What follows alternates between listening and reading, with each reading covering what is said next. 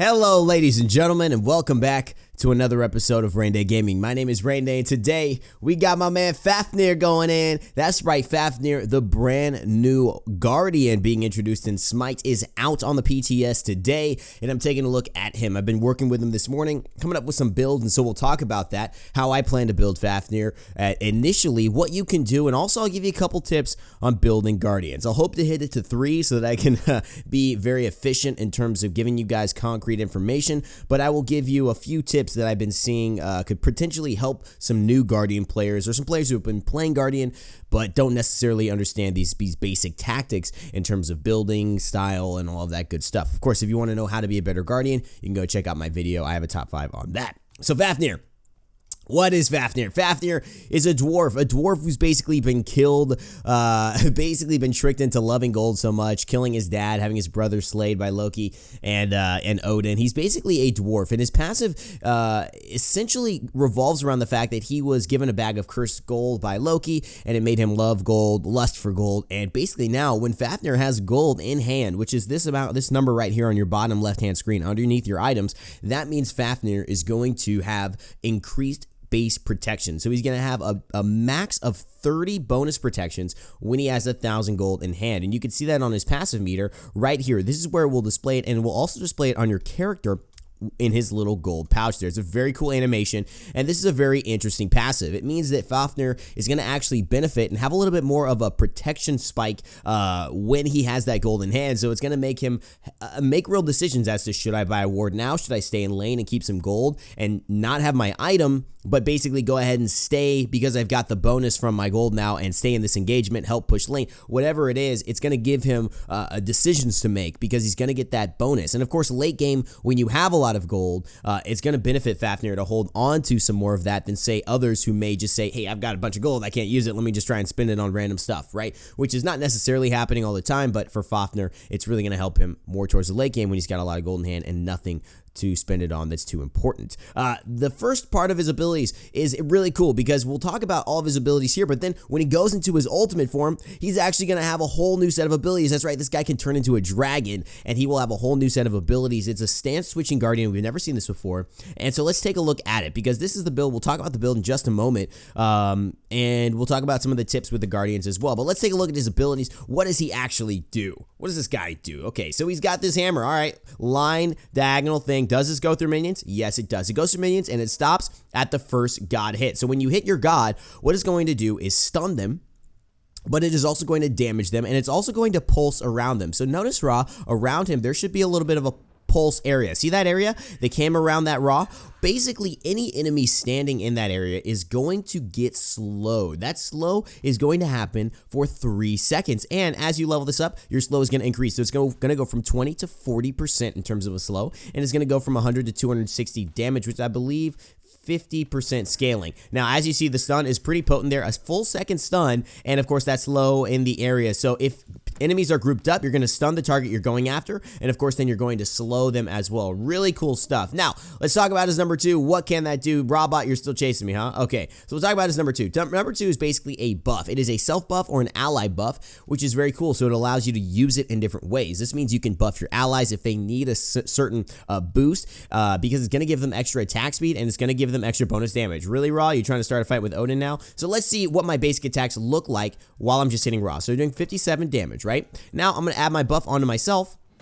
They're doing 57 damage plus 14. You can see that little 14 hitting. Every single attack is doing that extra 14 damage, and that is going to make a big difference. Now, the stats say bonus damage, 25% of the target's power. You'll notice I have 30 power, right? I have 30 magical power. So that's not exactly 14, right? So the interesting aspect about this is looking at the actual specific power that gets given is based on, I believe, the ability or the basic attack. So if I have 15, that 30, 60, 50. So 25% of 75 is essentially 15. So it was basically going off of my basic attack power from what I understand. Now, if I use it on my ability, let's look at this ability. Hits for 210. It hits for 187, okay? So now let's wait and put this on. Now, obviously, Odin has some protection, so it's going to not be exact damage, but 210 hits for 53, and if you look at that, pretty much you know, it's a little bit more than the 20% we were basically looking at. So it's something that I've found to be kind of like interesting, because I would have thought, you know, 25% of my actual power is what's going to be given, but it seems to be based on the abilities. We'll use it with my 3 again. Remember that hit for 187? Let's go over here to this Odin. And now that hits for 197, but 49 extra damage. So if you really look at it like that, 49, you know, that's going to go into 200 4 times, which is going to be 25% of the damage. So that's pretty much what you're going to be looking at. All of your abilities are going to be based off of, this is going to be based off of your abilities or your basic attacks, 25% of that damage, not the target's power, right? So that's a little bit weird. That's what I discovered this morning. If anybody knows something different, let me know in the comment section below. Now, the self-heal is static, and it happens immediately. So if I take some damage from this Raw, let's go kill this Raw, because this Raw is just being a butthead. Let's go kill this Raw. Come on, Raw. What you gonna do? What you gonna do, boy? Come on. Give me that. Ah, you want to see some dragon? Oh, here's some dragon form, baby. You want some of that? We'll talk about this in a moment, fam. But look at this dragon coming out at him. Boom. Let me go kill that Raw. All right, now we're going to get him back over here in base, and I'm going to get out of my dragon form. Teaser, let's go. Yeah, you guys got to wait for that one. It's going to be really cool. Of course, you guys probably have seen this, but we're going more in depth in this one. So, throw this out. Get Raw to start attacking me. So the number 2, the damage that you're going to get from that, it's going to take a minute. You're going to be able to heal up instantly as well, which is great. So that's one of the cool things about Fafnir and his ability to kind of stay in the fight. He's going to be able to buff himself, buff allies, but that self-heal is going to happen no matter what. So even if you buff an ally with this, you're going to get that self-heal. And like I said, it's going to happen like instantly. Should have taken that damage, but look at my health. Boom, heal back up 182 right away, and then we're going to go into the fight. So now we've talked about the 2, we talked about the 1, let's talk about the 3. What does that really do, ladies and gentlemen? What does this do? Underhanded Tactics is what it's called. Fafnir leaps to a target location, executes a despicable strike, dealing damage and disarming enemies. So this is one of the interesting things I think Ajax put into basically the build, the component of Fafnir, which I really like, and it's the fact that he now can disarm opponents. Remember, we've seen a lot of disarms on several characters. Bellona has one with her Scourge.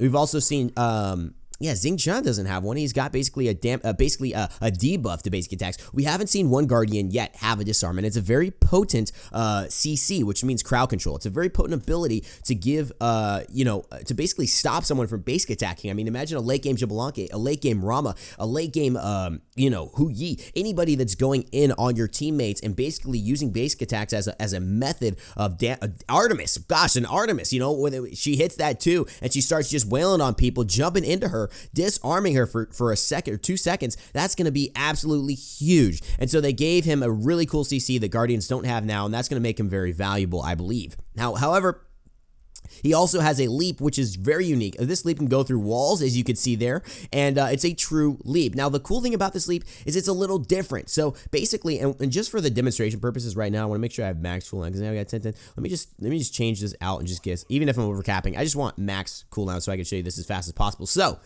you basically have this leap that can vary distances. If you're here, it's going to hit like immediately, like Vamana's armored umbrella, right? It's going to basically almost hit immediately onto your targets. But as you go farther out, it's going to take a little bit longer. It's going to be a different animation based on the distance. So a lot of times characters will jump up and go, hi-ya, right? You know, you'll hit Kali and she'll jump up and down. Fafnir, if he's close, he'll just do that. If he goes far, though, he will do that long distance jump. So it is varied based on the distance. So this is another unique aspect to Fafnir that they've brought in terms of his kit, in terms of a relationship to the other gods that you've seen. Now, obviously, you guys see the ultimate. You're excited about it. I want to show you that now again, and we'll go into that. Basically, all of his abilities change when he gets into his dragon form. Draconic Corruption corrupts Fafnir, turning him into a dragon and altering his abilities, basically making them better. There is literally no ability that doesn't get better in this. It's not about changing them to differences and like, oh, this is good in this situation. Pretty much the same, but they just get better. We'll talk about the number 1,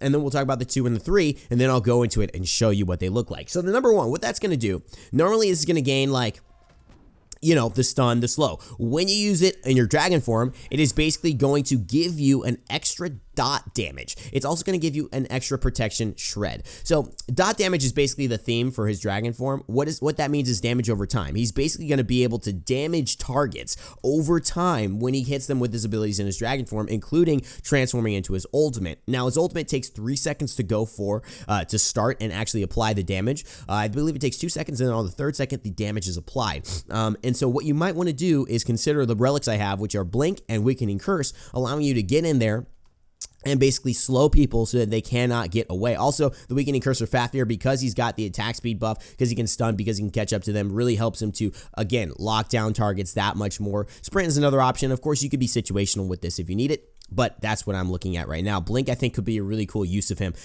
especially because his ultimate takes a long time. Blinking into the middle of somebody, stunning them, and then using your ult will pretty much guarantee you landing your ult's damage, which is quite a lot. Now, that ultimate, like I said, is going to change all his abilities, but the damage it's going to do to itself if you get hit is damage over time for three ticks, 160 damage plus a certain percentage of your magical power. Now, it's not super high scaling, as you can see, but it is going to do a lot of damage. Essentially, when you get to the build I'll probably use, it'll be about 200 damage per tick. So that means you'll be doing basically 600 damage to somebody from your own stats. You know, that'll get mitigated by their protections, but you'll be doing like 600 damage, which is very, very excellent for a Guardian. And I believe, obviously, just starting the fact that he gets into his dragon form, it's going to be devastating. So let's pop into Raw. Let's go into our turn in our dragon form. We're going to go in, stun. Then we're going to turn in our dragon form. Bam, and we pretty much made it impossible for him to get out. Very, very hard. Now I'm in my dragon form, and my number one, like I said, is what it's going to do is hit and do damage over time. So you see the damage? 105, 105, 105. So that's the damage over time component. I can basically use my 2 to buff myself and my allies around me, and that damage, look at that, 105 plus 26. So if you want to maximize your damage, you're going to basically use your 2 and burst your 1 and 3. Now, I don't recommend that because obviously it's much better to have the utility and be able to, hey, do I need a dash there or somebody over here? Do I need a dash here? Oh, let me attack this guy. Let me dash over here. As you can see, the 3 also has damage over time, but it also becomes a protection shred. Not a protection shred, a disarm as well. And his basic attacks, we'll get to that in just a moment, but let's run over what we just saw there. So, like I said, the protection debuff is happening with the number 1. So you're shredding the protections, but you're also doing this damage per tick, which is quite devastating, as you can see. And it is also going to slow. It's also going to stun. It's going to do all those things, but add that on. The number 2, coerce. What that'll do is basically still heal you. But what will happen is you will have a larger area of effect, and you will also buff your allies. So if you have a group of allies saying, guys, about to initiate, pop heavenly agility, and basically go ahead and basically hit this 2 onto 4 or 5 members of your team, all of you are going to gain that 50% attack speed buff, which is quite a lot, and you're also going to gain the 25% of the bonus damage to your ability. So it's going to be huge in terms of the effect that you have if you can do multiple people, and that's why it's so powerful. It's not just going to be like a one-targeter thing. It's going to be a group potential, and Fafnir can just throw it down on himself. Everyone gets around Fafnir, and everyone in that little radius is going to be able to get that buff. And after that, and it's a 5-second buff, by the way. So, the number 3, Underhanded Tactics, what that is going to do is basically still be your leap. In Dragon form, you can leap farther, and then you can also deal increased damage to the damage over time. Like I said, the first one, it is not damage over time, right? So here's the first leap. Let's just look at this. It's just going to do damage and disarm. No damage over time. When you're in Dragon form, that will do an additional damage over time, 120 for 3 seconds, right? So that's going to be 360 total. And then it is going to stun the enemy closest to him and 2 seconds in addition to disarming. So if you land on somebody, right, you're going to disarm anybody you land near. So let's look at these guys here. Let's pop into this. You're going to disarm, but you're also going to stun. So say in that radius, he's the disarm, there it is, and that's the stun as well. So in this radius that I can basically use my dragon form, let's see how far I can actually leap with this. You'll see in a moment. So I can leap pretty dang far. Look at that. In that list radius, I will disarm everyone. But the closest god I land to will be stunned as well. Now there's the basic attack. Look at that, the flames. How crazy is that? And this is how far it reaches. Really far. That's really far. That's like a very far basic. So you're going to basically be like, run, get the heck out of here. Throw our 2 onto ourselves, hit our number 1, bam, bam, bam. Now here's the thing. See when I'm transforming back down? That entire animation, I was trying to press keyboard. I moved exactly when I could be moving. That entire length of time, probably a second and a half, you are vulnerable. You cannot basically go out of your dragon form in a bad spot in between the enemy teammates. Even if you're kicking butt, yeah, I'm a dragon, blah, you know, boom, boom, boom, shout, throwing stuff, yeah, oh, shoot, I forgot my timer. You basically stop. You are basically just cannon fodder for a second and a half, and that is very, very damaging, very troubling for your team and for yourself. Even if you've done a good job, if you just immediately go out of the fight right there, unless you've taken out multiple targets, which you probably could have, it's going to be very bad news bears. So you're going to want to get yourself to a good situation, maybe save a leap to get out of harm's way, and then try and transform, right? So that you basically do not have to take all the focus fire when people realize you're vulnerable. Now, the other thing that's interesting to note is when you go into your dragon form, you are untargetable. So when you start, you blink in, you start, you are untargetable. No one can hit you at that moment. So pretty much they gotta run, right? Because it's like they want to get out of your circle. So it's a very good engagement tool because everyone has no reason to stay in your circle. So everyone will be spreading out, running, trying to get to the edges as fast as possible, which will split up the team. That will make one player go this way, one player go this way, based on just saving the damage that would be going onto their health bar. And so the fact is, because you're untargetable, it makes it so valuable as a skill to engage with. As an Ares, right? You can go in and blink on 4 or 5 targets, but they can all shoot and kill you. So they have an incentive to basically throw attacks onto you and maybe even, you know, kill you in the process of you ulting. Because he has no basically incentive to be killed, there's no incentive to try and attack him. It just forces people to go out, use their relics, and move away and disgroup, you know, basically ruin the harmony that they may have been playing with up until that point. So it's going to be very, very powerful. Now let's get into the build because we haven't talked about that. We pretty much covered all the elements of his abilities here. You can see all the stats here as well. We pretty much covered all that. Now, in terms of the build, I just put this on because of the full cooldown, but what I had here, I believe, was sovereignty. Now, 3 tips for Guardians, guys. Let's try and get 3 tips here. Number 1, understand your core. So as a Guardian, you want to understand the core abilities. You want to understand the core value that you bring to a team. Fafnir, what he brings to a team is great engagement, great peel, incredible chase potential, right? And so fantastic CC, basically able to stay in a fight, be devastating, heal himself, buff allies. You know, the guy does a lot of things. And of course, that huge ultimate that's going to be a ton of dot damage, spacing people out. Really, really good. And he could also do a very good job at locking down single targets. You know, if you're trying to basically go onto a Raw, right, and you go here, you could basically lock this guy down for quite a while, especially with your basic attacks. Now, say this Raw wants to pressure me. There's several ways you can basically combo this so that it stays a little bit longer, right? So the Raw's here. Come on, man. Fight me, dog. All right, so you go there, and then you jump, and you could disarm. But actually, what I like to do is maybe use my 2, jump in, disarm, hit, stun, hit, and they're slow for the next 3 seconds, and that means I can really catch up with them. So pretty much you go in, boom, hit, stun, hit, and there's pretty much nowhere for them to go as you're doing that. The other option is to obviously basically use your 2, run up to them as you stun them, and then if they get away, so you use your 1, right? You're hitting them, they're slowed, so it's hard for them to get out of there because of your attack speed. And then say Raw were to run away. Oh, you're still running away, you got away from me. If this is up, I can catch up with you again. If not, boom. There I'm back with you. I've disarmed you, and we're back in the fight. Pop my weakening curse, whatever, right? So, Fafnir, understanding what Fafnir brings to the table. This is really important. So what you want to do with this kit is have it up as much as possible. So cooldown is going to be something I prioritize in this. Also movement speed. Because he's very mobile, I love to build Guardians that are enhance their strengths, right? So understanding what their strengths are and then enhancing their strengths with your kit. So Winged Blade being picked up in here is something that I think is going to be very powerful for him. The movement speed, the extra attack speed, the lack of crowd control that he's going to bring. And when he's hit by a slowed, he's not going to be able to be brought down, right? He's a guy who can chase targets, who can get to where he wants in terms of the battlefield. So allowing him to not get locked down allows him to play to his strengths that much more. You also have these boots. Now you're going to do a lot more damage with, you're going to do more damage if you go, you know, more of a pin route. He can do a lot of damage. I'm excited for like a full damage build. But if you go for Shoes of Focus, you're going to have that increased 10% cooldown, and that's going to really help you. You build Genji's Guard. This is another item that I find very valuable for him, though obviously it can be changed, and this will go into the second aspect of what I'm saying in terms of my Guardians and what I would suggest is to build to your opponents. Now, a lot of people understand the core. They understand what their Guardians do, but they just stick to that. They basically don't go ahead and say, you know what, hey, I think that right now, because I am only building my core items, I'm basically getting focused on by the character who does this amount of damage or this type of damage. Maybe it's magical, maybe it's physical, whoever it is.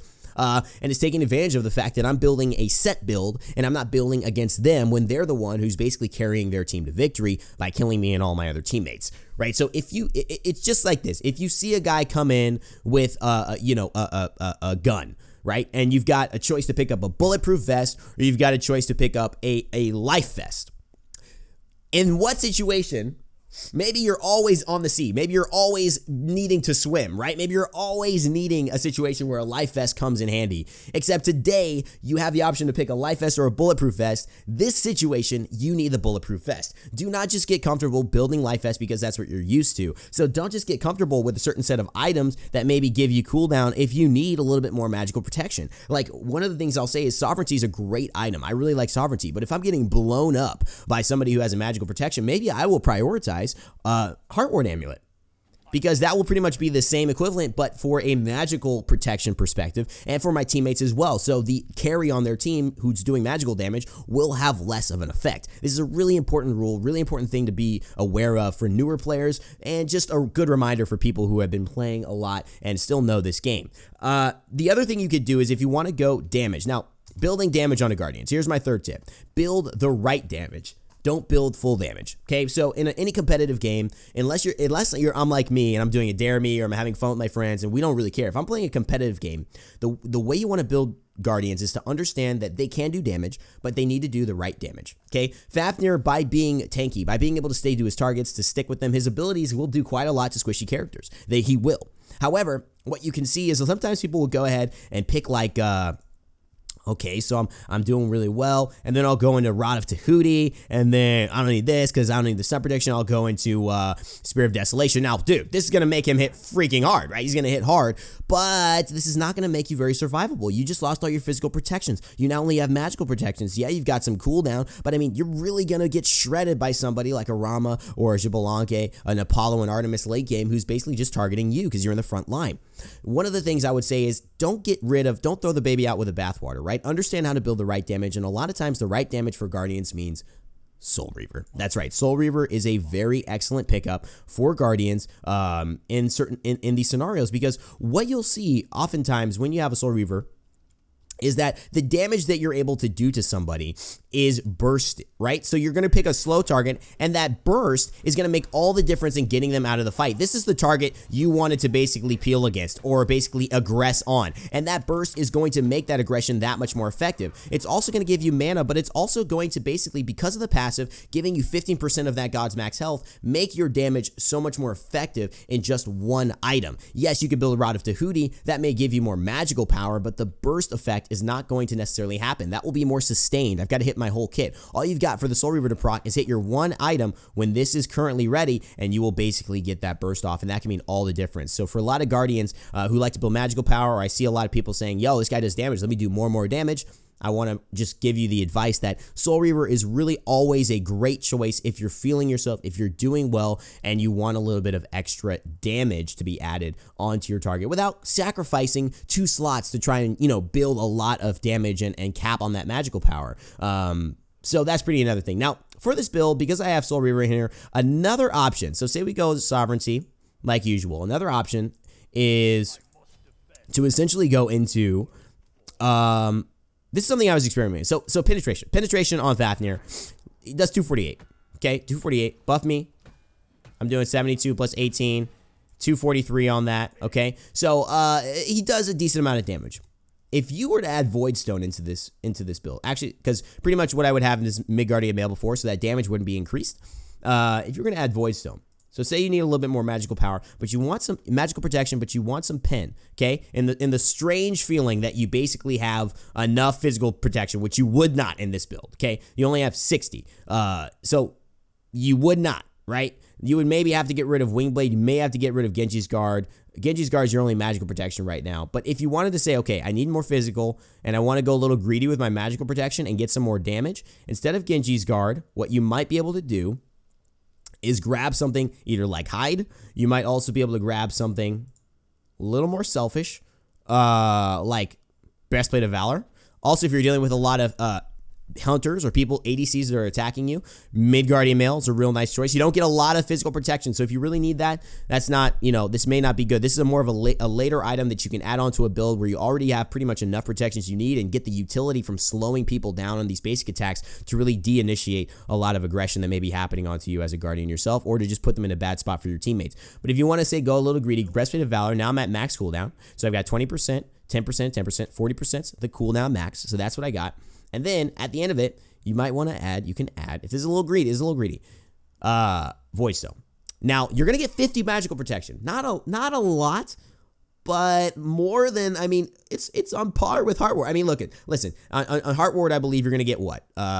60? Let's see. Heart Ward, you would be getting 45 magical protection plus 20, so 65. So Void Stone is going to give you 50, but it's also going to give you a really interesting passive. So again, let's watch what it looks like. 248. Okay, 248 with that. Now, I'm hitting 72. That does 243. Now, let's look at what happens when you put Void Stone in there.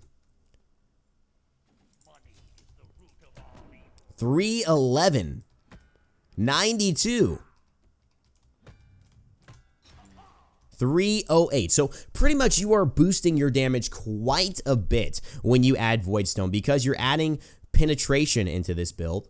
And you're reducing the magical protection of enemies within 55 units by 20. Now, if you have a lot of characters on the enemy team that also have magical protection, and you have a couple of magical damage dealers on your team as well, which you should, this is going to help you. The compound effect of this is that if you have 2 or 3 big magical carries, and you have a lot of teammates building magical damage, the result is that this is going to be more and more effective. But not only that, it's going to essentially give you penetration in the result of reducing their protections, and it's going to give you magical protection as well and give you power. So it's going to fill that void in this build where you don't really have a lot of magical protection. In fact, you don't have any right now in this build, and it's going to give you some damage. Now, of course, you take out Soul Reaver and maybe you want some more magical protection, so you throw some Heart Ward in there, something of that nature, maybe even a breastplate, a bulwark of hope, or again, like we were talking about, Genji's Guard, which is a nice thing, give you some cooldown as well if you want the extra cooldown added on top of that, even though I'm maxed already, so I don't need that. If I had Breastplate, I would maybe just go with this, Bulwark or Heart Ward. And basically what would happen is you'd be at 266. So you're still doing more, 74, you're still doing more damage with this, but you don't, at this point, have the burst with the Soul Reaver. And so that's going to hurt your initial burst, but it will give you pretty much more damage than I believe the Soul Reaver will give you, essentially because of the protections and because of the magical damage that it's doing. So let's just go back to Soul Reaver to confirm that. 248, 243. I believe that's what it was. We were hitting for 72 there. I believe we were hitting for 74 with the other one. 248, 240. Let's just double check. I know you guys saw it because you're watching the dang video, but because I'm making it. Oh, okay, so yeah, 266, right? So this is going to give you basically more magical power. You're going to be able to hit a little bit harder, more consistently, but you're going to lose the burst. Anyways, guys, I hope this was very informative. I hope this was gave you guys a lot of awareness and thoughts for Fafnir. Let me know your thoughts about the character in the comment section below. Obviously, I like covering the gods in this way. I did this with Ratatoskr, and I'm doing this now, and I may start doing this with all the other gods because I feel that it gives people insight. I feel like I'm even gaining insight from talking about these things. Hopefully you guys enjoyed the tips about building Guardians as well, so let me know if you guys want any more of those, included in the other characters that they begin releasing in Smite in the next few patches, and let me know what you like. If you like this video, leave a like, please. If you like it, share it. Comment, say what you want. I'm a little sunburned. I'm a little tired. I got a lot of stuff to do today, so that's going to be it for me today. But hopefully, I'll see you guys tomorrow or the next day with some more videos, some gameplays on Fafnir, and working on the next How to Be a Better Mage coming out real soon. So subscribe if you want to stay tuned for that stuff. And as always, guys, remember to never give up, never stop gaming, and I'll see you guys next time. Dragon!